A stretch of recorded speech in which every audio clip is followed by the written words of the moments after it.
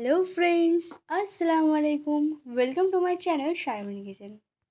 আজকে আমি শেয়ার করে দেখাবো ঐতিহ্যবাহী পাকুন পিঠার রেসিপি। এই পিঠাটি বানানো খুবই সহজ ও খেতে অত্যন্ত মজার হয়।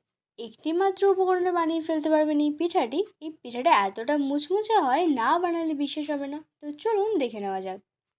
একটি কড়াই দিয়ে দিচ্ছি 2 কাপ জল, আর তার মধ্যে দিচ্ছি স্বাদ অনুযায়ী লবণ, সামান্য লঙ্কা গুঁড়ো ও হলুদ গুঁড়ো। লঙ্কা হলুদ গুঁড়ো না চাইলে নাও দিতে পারেন। জলটা বলক শুরু করলে 1 কাপ চালের গুঁড়ো দিয়ে দিয়েছি।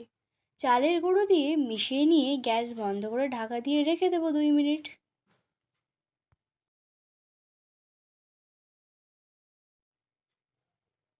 2 মিনিট পর প্লেটে তুলে নিয়ে ভালো করে মথে নেব ও রুটির মতো ডো বানিয়ে নেব।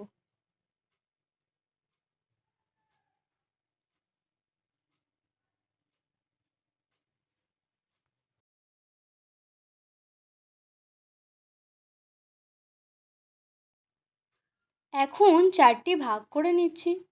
তার থেকে 1 ভাগ ডো নিয়ে আটা দিয়ে বড় সাইজের রুটি বানিয়ে নেব।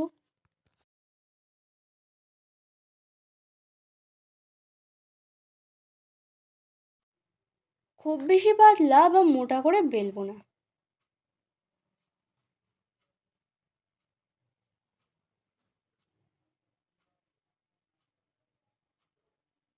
পিৎজা কাটার দিয়ে সাইডের অংশগুলি কেটে নিচ্ছি।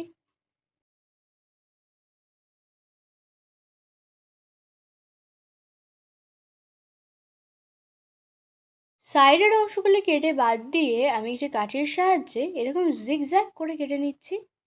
দেখলেই বুঝতে পারবেন কিভাবে করছি।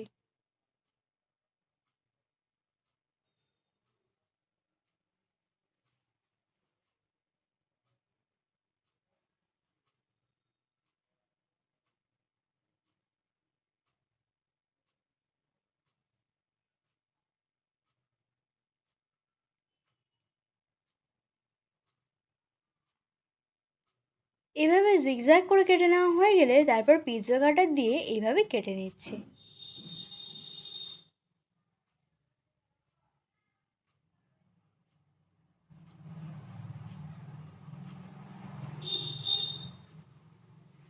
কেটে নেওয়ার পর দেখাচ্ছি, দেখুন কেমন হয়েছে।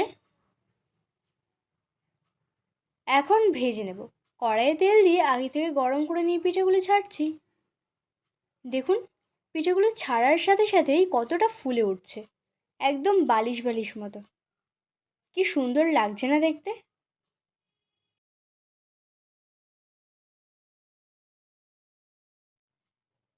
পিঠাগুলো উল্টে দিয়ে গ্যাসের ফ্লেম একদম লো রেখে ভেজে নিচ্ছি।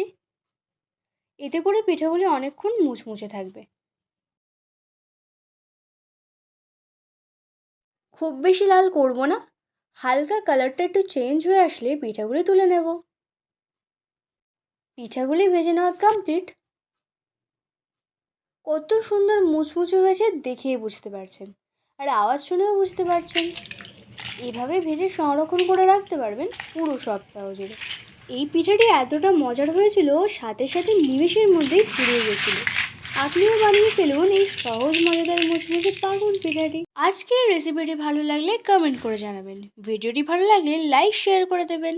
আর আমার চ্যানেলে নতুন সদস্য হয়ে থাকলে চ্যানেলটি সাবস্ক্রাইব করে পাশে থাকার অনুরোধ রইল। Thanks for watching.